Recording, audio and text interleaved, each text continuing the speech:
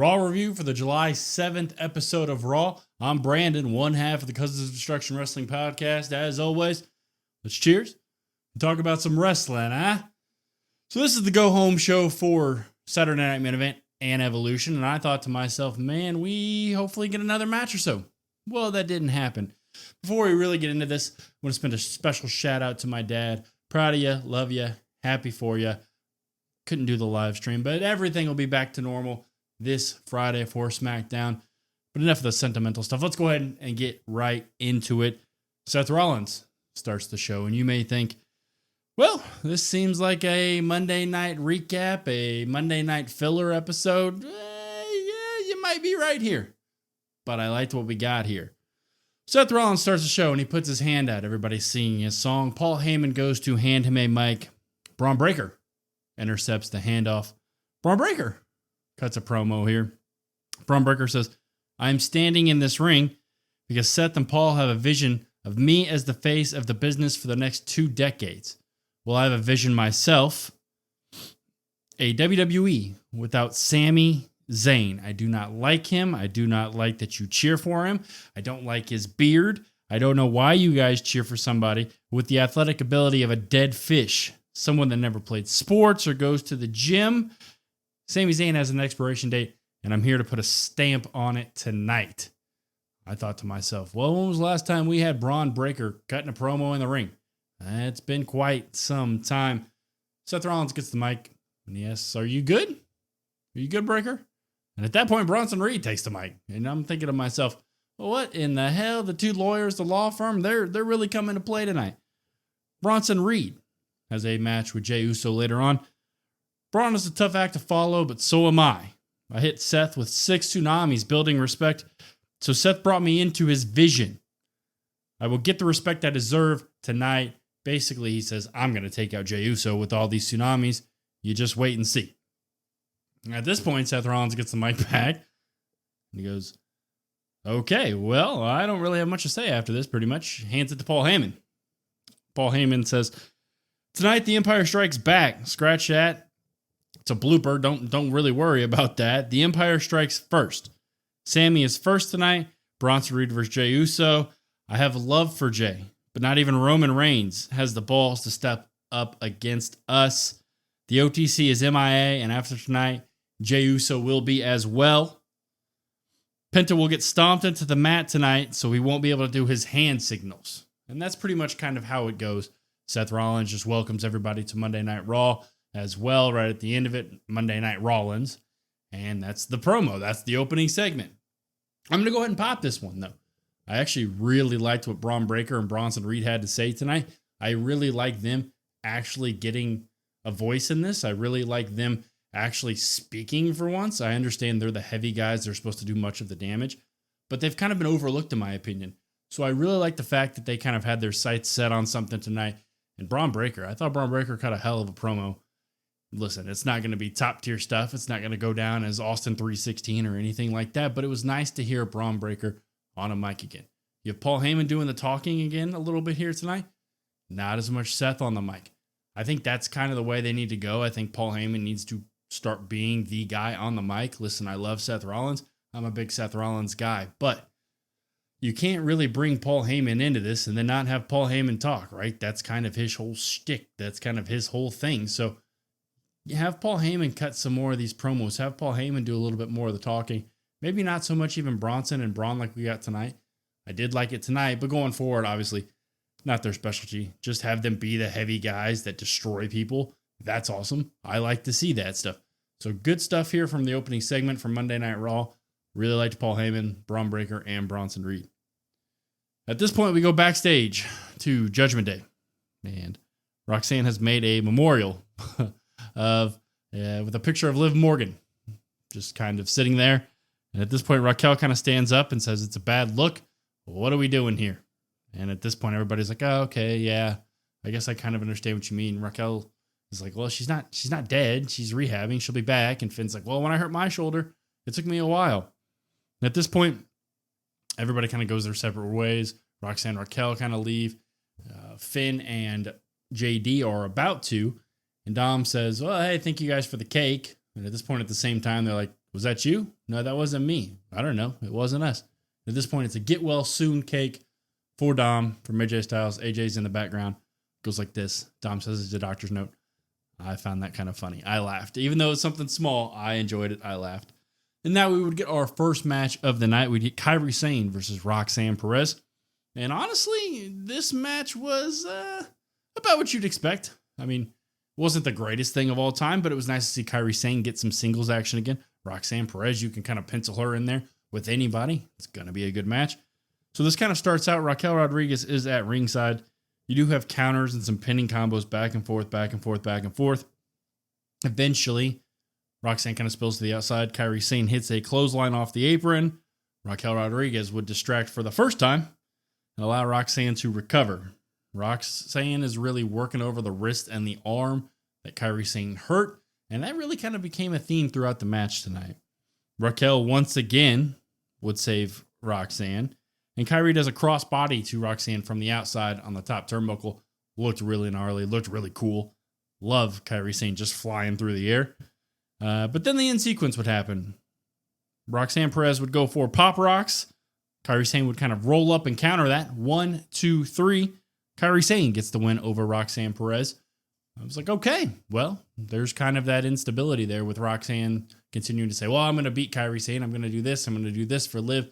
All this stuff. Well, you failed there.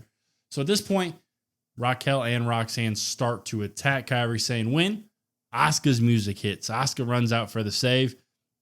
She ends up working over, she gets rid of Roxanne, and then Raquel goes for her Tijuana bomb, and Asuka goes over and flips like over the top rope and has like an arm breaker over the top rope. I thought that was really cool. Kairi comes up from behind, flips her over the rope. And at this point, Asuka hits a Empress Impact, and then they set up Rox. She kind of carries Rox over into like a position where Roxanne is kind of bent over backwards, kind of. Insane elbow from Kairi Sane. And at this point, the Kabuki Warriors are back. I mean, you kind of have to pop that. I would say a smidget of me is a tad like, man, I was really kind of hopeful for Kairi and Asuka to get a little bit more from their single side of things. I really thought, especially with that insane Kairi Sane promo package we got the other day, that we'd really kind of get that. Well, Kabuki Warriors are back. We find out later on tonight. They will be the Raw Women's Tag Team representative in the Fatal 4-Way at Evolution. I mean, the match is going to be phenomenal. The match is going to be fantastic. So go ahead and give me that. Now we would transition to Sami Zayn. Backstage promo. Jackie Redmond is interviewing him, asking him, how do you manage everything? How are you dealing with everything? At this point, you have Karrion Kross in the background attacking you. You've got Braun Breaker saying you've got an expiration date. Your ribs are hurt. How are you dealing with everything? And at this point, Sami Zayn would say, well, I can't. I wish that I could focus more on Kross, but I have to pay attention to Braun Breaker. He's incredibly dangerous. Doesn't matter what he says. I have to focus on him. At this point, Sami walks away, and Scarlett slides into the picture. And Jackie Redmond goes, Scarlett, do you have anything you want to say tonight? Scarlett says no. You're like, oh, okay. At this point, we'd have a trio of backstage segments here. American Made is backstage talking about how El Grande Americano is going to wrestle tonight. Brutus is sitting there saying, well, that's impossible. Chad Gable's hurt. Julius Creed smacks him in the back of the head, and Adam Pearce is like, well, what do you mean? How does that make any sense? Well, he says, it's pretty self-explanatory. So Brutus, I don't know what is up with him tonight, but he's inferring, kind of insinuating that Chad Gable and El Grande are the same person. They're not, clearly. El Grande wrestled tonight. And at this point, Ivan Isles says she wants to be in the Battle Royal at Evolution. Adam Pearce says, you're in. Kabuki Warriors come back stage. They are welcomed back by Adam Pearce. That's when the announcement is that they will be the Raw representative. And then you got a Nikki Bella promo package. Yeah, she's entering the Battle Royal. She wants to show people one last run that she's awesome, been great and exciting. Yeah, I'm just going to kind of drop all of that stuff. It was just kind of like, this is a waste of time, really. A lot of promo packages tonight to build up for Saturday Night Main Event and Evolution. You kind of knew what you were expecting. Luckily for me, because I got to watch Raw a little bit later, I was able to kind of skip through and tap through some of the stuff. I thought it was great. I was able to fly through. So that was really nice. Sami Zayn versus Braun Breaker would now start. But as Sami Zayn is making his entrance, holding his ribs, Karrion Kross would attack once again as Sami is doing the entrance. He's walking down the ramp. The pipe attack. Again, I really kind of like Karrion Kross doing this pipe attack over and over and over again. So at this point, we go to commercial break. We come back, and Sami Zayn is telling Adam Pearce, I'm okay. I'm fine. It's no big deal. I have to deal with it. Well, then you insert Braun Breaker into the equation. Braun Breaker comes out. Braun Breaker is just kind of circling his prey. I mean, just kind of like a lion does right out in the wild.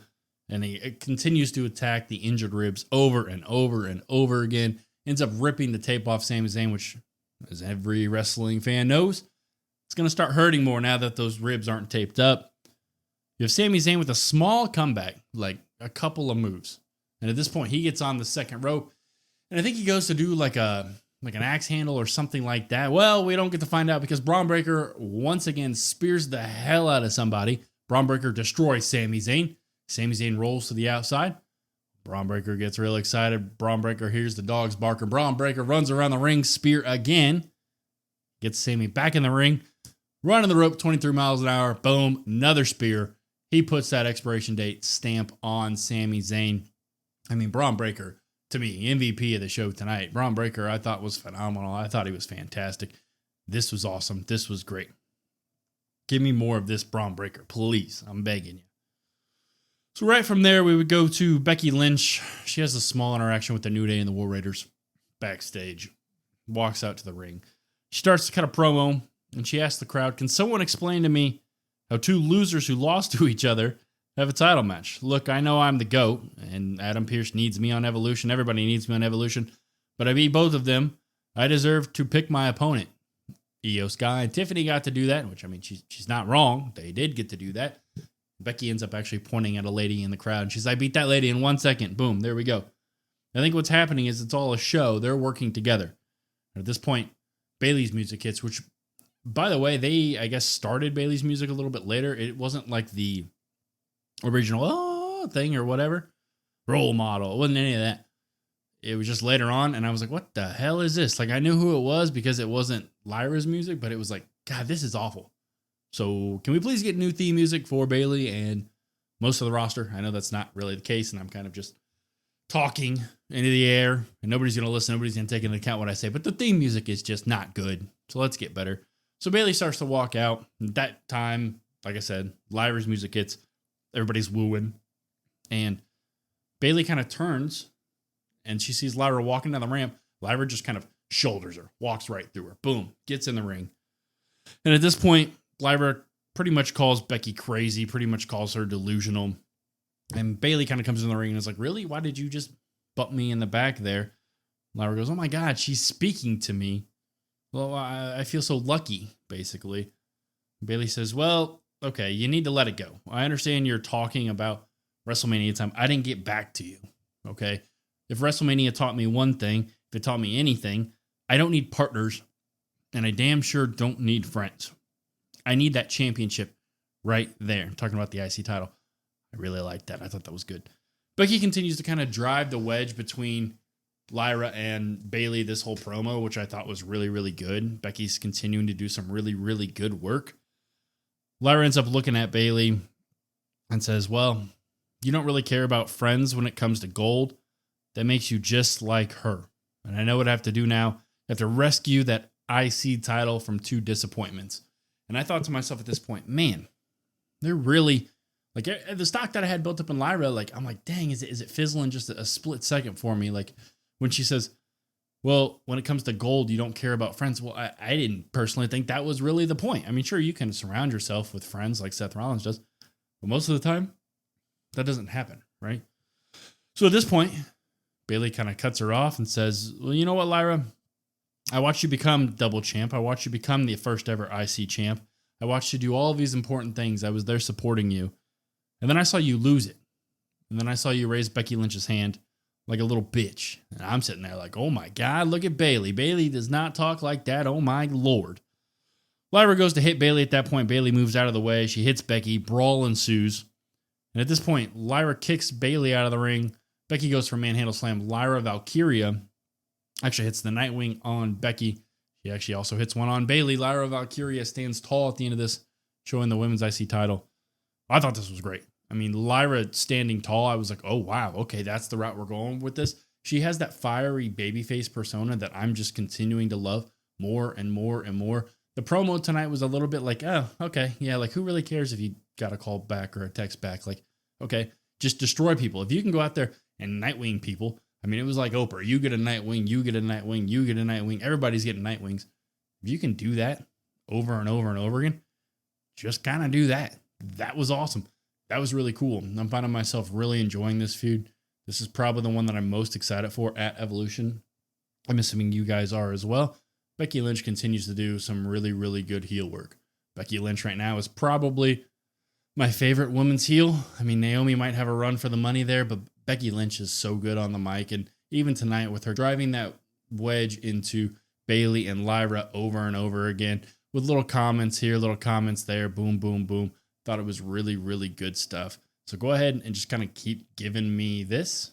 I mean, why wouldn't you, right? Obviously, we get that at Evolution, and you can kind of assume we get Bayley versus Lyra after that. That seems to kind of be the feud they're going for. Sign me up for that. That's going to be phenomenal as well. So at this point, Seth's in the back. Again, another promo backstage segment with Seth Rollins. He tells Braun Breaker he's proud of him. And at this point, Braun kind of like cuts him off, says, what are we going to do about Cross? He sort of set the table for me, and people are going to think that I'm not dangerous enough, that I can't do that stuff by myself. And Seth Rollins is hyping him up at that point. When Paul Heyman kind of comes in, Paul Heyman seems kind of upset. Paul Heyman's like, oh my God, did you guys hear the news? I'm sitting there like, oh my God, what is the news? Sami Zayn is out indefinitely. And I'm like, oh, okay, there we go, Paul. So another quick little backstage segment. Bronson Reed's laughing. Seth's like, why are you laughing? You haven't done anything tonight. Jey Uso is still standing. And Bronson says, not when I get done with him. And at that point, Bronson heads to the ring. So at this point, we would get Jey Uso versus Bronson Reed. Quick match. Jey was kind of resilient. He was battling on the outside. He was, shutting down any offense that Bronson Reed really had. Super kicks Bronson Reed into the chair. At the commentator chair out in front of the stairs right there, in front of the table and stairs. Super kicks Bronson Reed into that. Super kicks him over. He falls out of the chair. I thought that was funny. I was like, okay, cool, yeah. And you go ahead. Jey goes for a suicide dive. At this point, Bronson Reed uses that chair, throws it at Jey Uso. DQ, ring the bell. Okay, I guess that's what we're doing. Well, it's time for tsunami time. And at this point, Bronson Reed sets Jey Uso up, only gives him 2 tsunamis. So I'm like, wanting more at that point. I'm like, come on, Bronson. You really said tonight that you were going to deliver, that you were going to, bring everything, that you were going to destroy Jey Uso. Didn't get that feeling tonight from Bronson Reed. I think 2 isn't really, anything to destroy anybody. I mean, literally right after this, LA Knight has a promo talking about how he took 3 tsunamis and he was back the next week. So it's kind of like, okay, well, if that's the case, Jey Uso will be back next week and everything will be fine. He'll be there on Saturday night if need be, right? Sort of thing. So kind of missed out a little bit on that for me. I'm going to drop that part of it. I just didn't feel that tonight from Bronson. And maybe that's what they're going for, right? He's like the one weak link of the 3, right, of the faction. But he almost had it. At this point, we get a Rhea Ripley, Io Sky promo package for Evolution. Hey, in case you guys didn't know, Rhea has never beat Io. They're fighting at Evolution. Basically the story there. El Grande would make his return. Yes, that's right. El Grande Americano would return tonight in the ring. And he's facing Dragon Lee. And El Grande is just towering over Dragon Lee at this point. I mean, just insanely tall. Insanely just, I'm like, what in the world? What happened to El Grande? But he is over. I mean, he is doing moves. He is doing the gracias. He is posing. People are cheering for him. Great commentary tonight by Michael Cole and Corey Graves back and forth about El Grande. I thought that stuff was really, really good. Eventually, you got a sit-down powerbomb by Dragon Lee. El Grande, I thought, looked impressive. Some people might have some ring rust. Some people might be, not up to task, not up to par, especially with somebody as great as El Grande. I thought El Grande looked all the part tonight. Thought he was fantastic. You end up getting a double stomp by Dragon Lee, the one where he double stomps off the top rope. And then he does a tope flip over the rope to El Grande Americano, rolls El Grande back in the ring. Dragon Lee goes to the top turnbuckle, and at this point, the camera zooms in on El Grande. El Grande ends up putting a metal plate in his mask, just like he used to back in the day. Well, Dragon Lee jumps, roll through, they go run at each other, and El Grande hits him with just like a flying, running headbutt. 1, 2, 3. So El Grande gets the win here. And if you know anything about the channel, I mean, you know I'm going to pop that. El Grande is awesome. El Grande is fantastic. Nice to see El Grande back. I really thoroughly enjoyed El Grande. At this point, Paul Heyman visits with Penta, warns him about tonight. You find out Stephanie Vaquer is going to be the Battle Royal, and Ava is going to announce the NXT participants on NXT, so keep an eye out for that. And at this point, it's roughly 2 hours into the show, and I'm thinking to myself, man, where's Gunther? We have not seen Gunther tonight. Where is Gunther? Well, that would be answered right here. Gunther comes out, and the crowd is chanting for Goldberg. I mean, the crowd is very excited. They're very pro-Goldberg tonight. And Gunther says, "You're right. This Saturday, I defend my championship against him. I've been verbally abusing him for weeks, and he has done nothing. I can only assume he's afraid of me, afraid of the pressure." At this point, Goldberg pulls up in like a old school Monte Carlo. It's Goldberg, right? Everybody knows he loves cars. Badass, right? Just awesome stuff.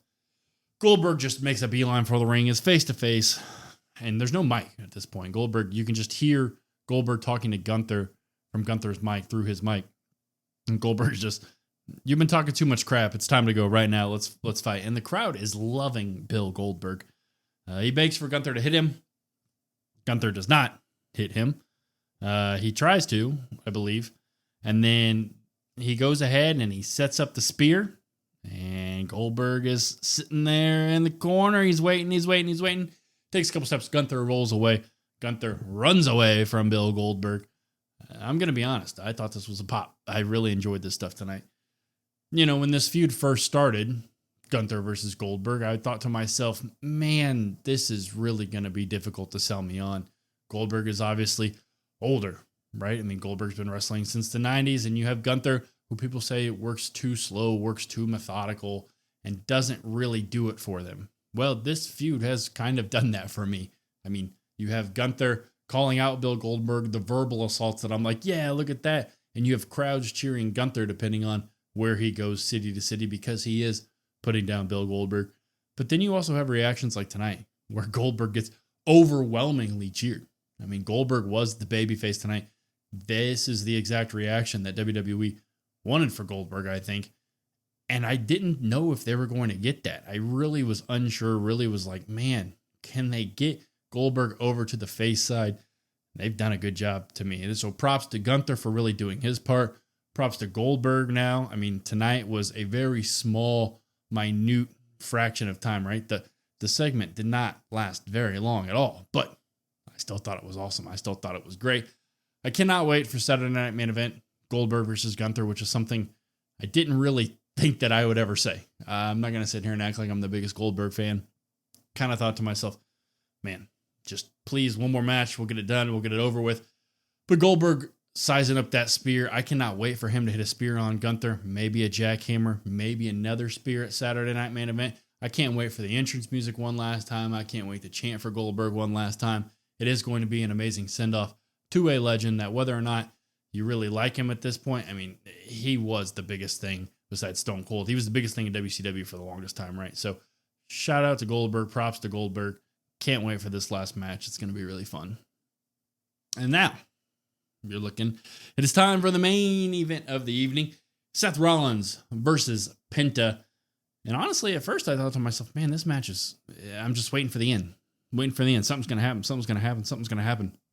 What's going to happen, basically? Well, Penta would start out hot. And Seth Rollins was not ready. And he rolled out to the outside, and Penta would go ahead and chop him against the post, slam his head into the announce table a couple times. He would go back to chop Seth up against the post again. Well, Seth would move out of the way. Penta chops the post. Rollins sends him over the barricade, which Penta gets up from pretty quick and does a Rana to Rollins at that point. We come back from commercial break. Seth Rollins has a little tiny cut over the eye. Nothing to really write home about. Well, Michael Cole mentioned it, so I figured, I'll mention it as well. You end up getting a sling blade from Penta, backstabber as well to Rollins. And at this point, Penta's cooking. I mean, Penta is hitting pretty much almost everything at this point. He ends up hitting a Penta driver. Seth kicks out. He ends up getting buckle bombed by Seth Rollins, which he no-sells the buckle bomb. Comes right back with a Mexican destroyer, which Seth Rollins just so happens to be close to the ropes. 1, 2, hand on the ropes. Grabs the ropes there, stops the count. Penta goes ahead and he takes Seth Rollins into the center of the ring.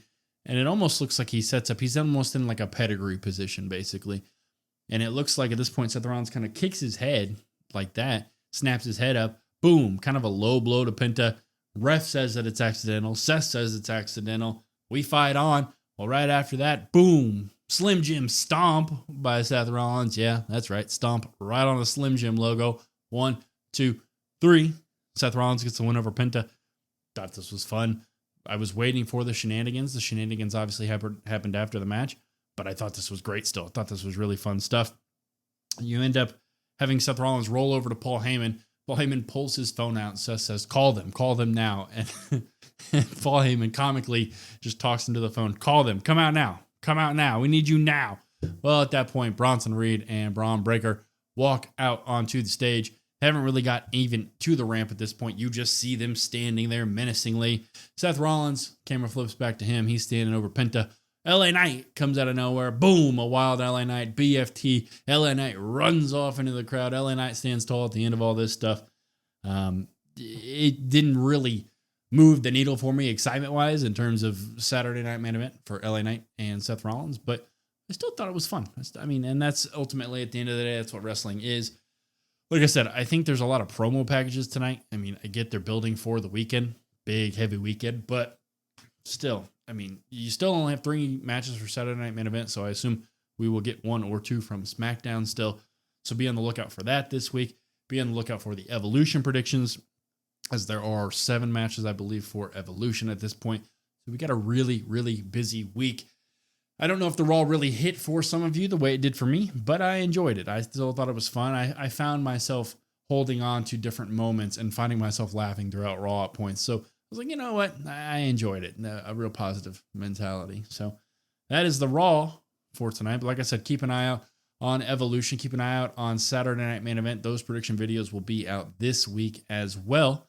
As always, follow us on all socials, TikTok, Instagram. We have the reactions TikTok. Also, make sure to like and subscribe here on YouTube. I'll be putting these videos out again solo here for just a couple more weeks. Will is excited to get back. I know he's already itching to get back. He is upset that he's missing Evolution. So maybe we'll get to hear from Will maybe after Evolution, before Evolution. Don't want to put that pressure on him, but who knows, right? But as always, follow us at COD WrestlePod, COD WrestlePod, and go ahead and share with somebody. But until next time, this week, Evolution, Saturday Night Main Event. I'm Brandon, one half of the Because of Destruction Wrestling Podcast. I will see you guys next time.